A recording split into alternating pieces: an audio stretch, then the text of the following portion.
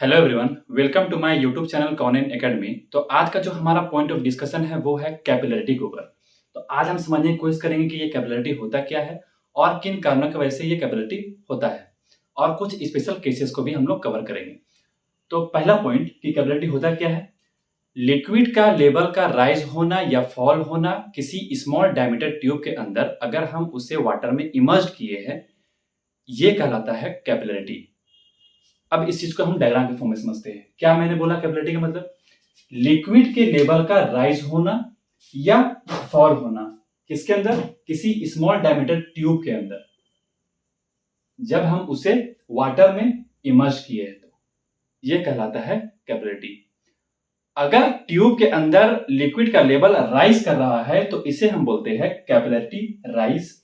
अगर small diameter tube के अंदर लिक्विड का लेवल फॉल कर रहा है तो इसे हम बोलते हैं कैपिलरी फॉल। तो ये तो बेसिक डेफिनेशन निकल के आया कि कैपिलरिटी होता क्या है, कैपिलरी राइज क्या होता है, कैपिलरी फॉल क्या होता है। अब हम समझेंगे कि ये कैपिलरिटी किसके वजह से होता है। कैपिलरिटी जो होता है वो होता है एडिशन की वजह से और सरफेस टेंशन की वजह से। और हमें अच्छी तरीके से पता है कि ये जो सरफेस टेंशन होता है वो होता है कोहेजन की वजह से, क्योंकि हमने देखा था सरफेस टेंशन की क्लास में कि सरफेस टेंशन जो हो रहा था, जो नेट फोर्स निकल के आ रहा था वो कोहेजन निकल के आ रहा था। तो हम कह सकते हैं कैपिलरिटी में कि कैपिलरिटी जो होता है is due to both cohesion and adhesion. Surface tension में हम एडिशन की जो बात किए थे वो किए थे कि एडिशन क्या था? Force of attraction between different types of molecules. और वो डिफरेंट टाइप्स ऑफ मॉलिक्यूल्स क्या थे? वाटर और एयर के बीच में जो फोर्स ऑफ अट्रैक्शन था उसे हम बोल रहे थे एडिशन। वाटर और गैस के बीच में जो फोर्स ऑफ अट्रैक्शन था उसे हम बोल रहे थे एडिशन। यहां पे हम एडिशन किसको बोल रहे हैं? यहां पे हम एडिशन बोल रहे हैं एक वाटर को और दूसरा ट्यूब को। तो ट्यूब और वाटर के बीच में जो भी फोर्स ऑफ अट्रैक्शन है इसे हम बोल रहे हैं एडिशन। और कोहेजन किसे बोल रहे हैं? वाटर और वाटर के बीच में जो फोर्स ऑफ अट्रैक्शन है उसे हम कोहेजन बोल रहे हैं। तो कैपिलरिटी किसकी वजह से होता है? Capillarity is due to both cohesion and adhesion. अब मैं क्या क्या हूं यहाँ पे कि मैंने यहाँ पे कैपिलरी राइज और कैपिलरी फॉल को डिफरेंशिएट करने की कोशिश किया हूं कि क्या डिफरेंस निकल के आता है कैपिलरी राइज में और कैपिलरी फॉल में। तो पहला जो डिफरेंस है, कैपिलरिटी राइज आपको कब मिलेगा? कैपिलरिटी राइज आपको तब मिलेगा जब एडिसिव फोर्स कोहेसिव फोर्स से ज्यादा निकल के आएगा। जब भी एडिसिव फोर्स कोहेसिव फोर्स ज्यादा हो जाएगा आपको कैपिलरिटी राइज मिल जाएगा। और ये एडिसिव क्या है? किसके बीच में फोर्स ऑफ अट्रैक्शन है? वाटर और ट्यूब के बीच में फोर्स ऑफ अट्रैक्शन है। और कोहेजन क्या है? कोहेसिव फोर्स क्या है? वाटर और वाटर के बीच में फोर्स ऑफ अट्रैक्शन है। तो जब भी ट्यूब और वाटर के बीच में जो फोर्स ऑफ अट्रैक्शन होगा वो ज्यादा निकल के आएगा वाटर और वाटर के फोर्स ऑफ अट्रैक्शन से, तो क्या मिलेगा आपको? Capillarity rise.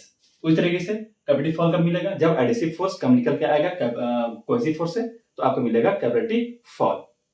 नेक्स्ट, यहाँ पे कॉन्टेक्ट एंगल जो होगा हमारे पास वो क्या होगा? 90 डिग्री से कम होगा। और ये कॉन्टेक्ट एंगल क्या है?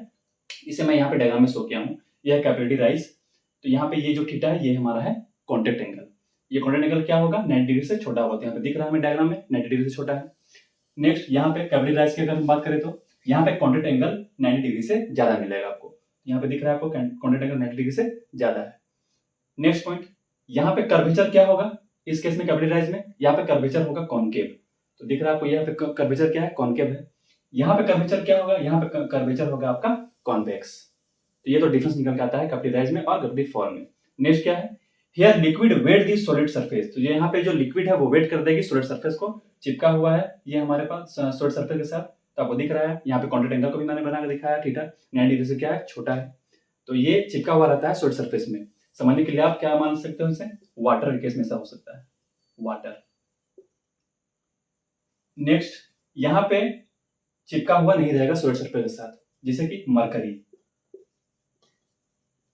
मरकरी और यहाँ पे कॉन्टेक्ट एंगल क्या है? दिख रहा है यहाँ पे 90 डिग्री से ज्यादा है। तो ये तो डिफरेंस निकल जाता है कैपिलरिटी राइज में और कैपिलरिटी फॉल में। ओके, अब हम बात करते हैं किस तरीके से हम मैथमेटिकली कैपिलरिटी हाइट को निकाल सकते हैं। तो मैंने यहाँ पे लिया है केस, एक स्मॉल डायमीटर टिप को मैंने इमर्ज किया जैसे कि मैंने अभी बताया था वाटर के अंदर, और हमें मिला क्या? Capillarity rise. मैंने कैपिलरिटी राइज का केस लिया है, आप कैपिलरिटी फॉल का केस लेके भी निकाल सकते हो। आंसर दोनों में सेम निकल जाता है। इस स्मॉल डायमीटर ट्यूब का डायमीटर कितना है? कैपिटल डी है। और ये जो हाइट ऑफ कैपिलरिटी है इसे मैंने रिपोर्ट किया है h से। तो लगा सकते हैं हम इक्वेशन ऑफ स्टैटिक इक्विलिब्रियम। तो सरफेस पे जो ऐड करता है टेंशन फोर्स उसे हम क्या बोलते हैं? सरफेस टेंशन फोर्स बोलते हैं। ये मैंने आपको बताया था सरफेस टेंशन की क्लास में। तो किसके अलॉन्ग लगेगा? पूरे लेंथ के अलॉन्ग लगेगा। तो अब हम बात करते हैं इस सरफेस टेंशन को बैलेंस कौन करेगा? वेट बैलेंस करेगा वाटर का। वाटर का वेट बैलेंस करेगा। ये मान लिया मैंने वेट ऑफ द वाटर। तो लगा सकते हैं from static equilibrium condition, from equation of static equilibrium क्या निकल जाएगा? सिग्मा। इसका अगर हम वर्टिकल कंपोनेंट ले तो क्या निकल जाएगा? Sigma into cos theta. Sigma into cos theta किसके अलॉन्ग लग रहा है? पूरे लेंथ के अलॉन्ग लग रहा है। तो क्या निकल जाएगा इसका लेंथ? पाई इंटू डी माइनस किसको कौन बैलेंस कर रहा है? वेट बैलेंस कर रहा है किसका? वाटर का। तो minus weight of the water is equal to 0। Sigma cos theta into pi theta minus weight of the water को हम किस तरीके से लिख सकते हैं? आपको पता है unit weight is equal to क्या होता है? वेट बाय वॉल्यूम होता है। तो वेट इज इक्वल टू हम लिख सकते हैं वॉल्यूम इंटू गामा। हम बात कर रहे हैं वाटर का, तो क्या हो जाएगा यहाँ पे? Volume of water into gamma water and unit weight of water that will be equal to 0। Volume को हम किस तरीके से लिख सकते हैं? Sigma cos theta pi D minus volume को हम किस तरीके से लिख सकते हैं? Area into height. ये हाइट, एरिया इंटू हाइट, ये क्या बनेगा? वॉल्यूम बन जाएगा। Gamma into gamma W is equal to 0। Next sigma cos theta pi D is equal to, इसको हम किस तरीके से लिख सकते हैं? एरिया क्या निकल के आएगा? किस चीज का एरिया? ट्यूब का एरिया यानी कि सर्कल का area. Pi by 4 into D square into H into gamma W लिख सकते हैं इस चीज को। तो डी से क्या? डी स्क्वायर कट जाएगा, कैंसिल आउट। क्या बच गया हमारे पास? हाइट कैसे निकल जाएगा? पाई से पाई कैंसिल आउट हो गया। H is equal to sigma into cos theta divide by 4 sigma into cos theta divide by capital D into gamma W. ये रियल निकल आएगा किसका? Height of capillarity.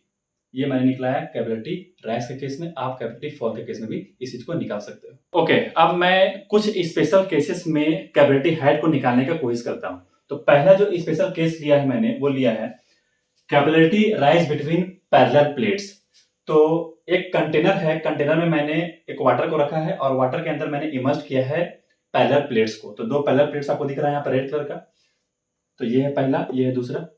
तो इसको मैंने इमर्ज किया वाटर के अंदर और हमें मिला कैपिलरिटी राइज, जिसे मैंने एस से डिनोट किया है। और इन दोनों प्लेटों के बीच का थिकनेस को मैंने डिनोट किया है टी से। और इस पैरेलल प्लेट का लेंथ जो है वो है हमारे पास एल, लेंथ है एल। अब मैं यहां पर निकाल सकता हूं कैपिलरिटी हाइट कैसे? Equation of static equilibrium, equation of static equilibrium कैसे निकलेगा? First surface tension force sigma into क्या होगा? लेंथ के अलॉन्ग लग रहा है, तो क्या हो गया हमारे पास? Sigma into L. इसका अगर वर्टिकल कंपोनेंट को मैं लूं, ये तो एंगल पे लग रहा है ना, थीटा एंगल पे लग रहा है ना। इसका अगर वर्टिकल कंपोनेंट में लूंगा तो क्या होगा? Cos theta. ये तो एक प्लेट का निकल के आया सरफेस टेंशन फोर्स। यहाँ पे हमारे पास 2 पैरेलल प्लेट्स है, तो मल्टीप्लाई कर दिए 2 से। इस चीज को बैलेंस कौन करेगा? वेट बैलेंस करेगा। किसका वेट? वाटर का वेट। तो minus weight of the water is equal to 0। ये इक्वेशन लिखने आ गया, आपका प्रॉब्लम सॉल्व हो गया। एक लाइन में इसका आंसर यही है।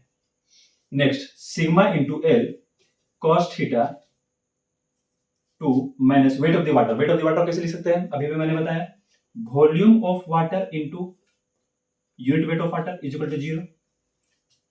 2 into sigma into L cos theta minus volume कैसे लिख सकते हैं? Area into height, area into height gamma W is equal to 0। 2 sigma L into cos theta minus area कैसे लिख सकते हैं? एरिया क्या होगा इस पैरेलल प्लेट्स का? बीच का area, width into length, T into L into T rectangle बन रहा है ना, रेक्टेंगल बन रहा है, रेक्टेंगल एरिया हमें पता है B into T, L into T, तो वो निकल के आ गया यहाँ पर से height H into gamma W is equal to 0। कुछ कैंसिल आउट हो रहा है क्या, लेंथ लेंथ कैंसिल आउट हो गया, क्या बच गया हमारे पास, रिजल्ट क्या आ गया हमारे पास, रिजल्ट आ गया हमारे पास H is equal to 2 sigma into cos theta divided by T into gamma W, और टी क्या है, थिकनेस ऑफ द प्लेट्स। तो ये रिजल्ट निकल के आ गया कैपिलरी हाइट का, किसके केस में, capillary rise between parallel plates के केस में। नेक्स्ट ओके, अगला जो केस है हमारे पास वो है capillary rise in annular space. तो एक एनुलर स्पेस को मैंने इमर्ज किया है वाटर के अंदर, और मैं इस केस में कैपिलरी राइज को निकालने की कोशिश करता हूं, यानी कि हाइट एच को निकालने की कोशिश करता हूं। किस तरीके से निकलेगा, तो पहला जो अंदर वाला जो डायमीटर है, इनर डायमीटर, उसका रेडियस को मैंने मार्क किया है आर आई से, इसका डायमीटर क्या निकल जाएगा डी आई, और जो आउटर ट्यूब है, जो बाहर वाला ट्यूब है, उसको मैंने मार्क किया है उसका रेडियस को आर नॉट से, इसका डायमीटर क्या निकल जाएगा डी नॉट। तो अब मैं इस केस में निकालने की कोशिश करता हूं किस चीज को, हाइट एच को। किस तरीके से निकलेगा, उसी तरीके से निकलेगा from static equilibrium condition, from static equilibrium condition. पहला सिग्मा, अंदर वाला जो ट्यूब है उस केस में, अंदर वाला ट्यूब में जो सरफेस टेंशन लग रहा है उसके लिए निकालेंगे हम, तो क्या निकलेगा सिग्मा, वर्टिकल कंपोनेंट लेंगे तो क्या हो जाएगा सिग्मा कॉस थीटा, किसके लॉन्ग लग रहा है, लेंथ के लॉन्ग लग रहा है, तो क्या निकल जाएगा पाई इंटू डी, डी कौन सा अंदर वाला के लिए ले रहे हैं तो D not sorry D I plus बाहर वाला, यानी कि जो बाहर वाला ट्यूब है उसके लिए क्या निकल के आएगा हमारे पास sigma cos theta vertical component into pi into D naught. ये तो निकल के आया सरफेस टेंशन फोर्स, अंदर वाला के लिए भी, अंदर वाला डायमीटर के ट्यूब के लिए भी और बाहर वाला ट्यूब के लिए भी। नेक्स्ट पानी को वेट बैलेंस करेगा, यानी कि weight of the water is equal to 0। तो किस तरीके से लिखा जा सकता है वेट ऑफ द वाटर को, sigma cos theta pi D I plus sigma cos theta pi D not is equal to weight of the water. किस तरीके से लिख सकते हैं, volume into gamma W, volume of water into gamma W, ये लिख सकते हैं। वॉल्यूम ऑफ वाटर किस तरीके से लिखा जा सकता है, area into H into gamma W. Area कैसे लिखेंगे, पाई बाय 4 इंटू डी स्क्वायर, यहाँ पे तो दो डी है, क्या निकल के आएगा इस एनुलर स्पेस का एरिया डी नॉट का स्क्वायर माइनस डी इनर का स्क्वायर, तो D naught square minus D I square, ये क्या निकल के आ गया एरिया निकल के आ गया, मल्टीप्लाई कर दी के साथ हाइट के साथ, ये क्या बन गया वॉल्यूम बन गया इंटू गामा डब्ल्यू। कुछ कैंसिल आउट हो रहा है, तो sigma cos theta into pi common ले लिए, अंदर क्या बच गया D I plus D not is equal to pi से पाई कैंसिल आउट हो गया, pi by 4 D naught square minus D I square into H into gamma W. Pi cancel out हो गया, बस हेड लिख सकते हैं H is equal to 4 sigma cos theta D I plus D not divide by D naught square minus D I square, और ए square और कुछ बचा क्या इंटू गामा डब्ल्यू। और हमें पता है A square minus B square क्या होता है A minus B into A plus B, इसको लिख सकते हैं यहाँ पे H is equal to 4 sigma cos theta D I plus D not divide by D not minus D I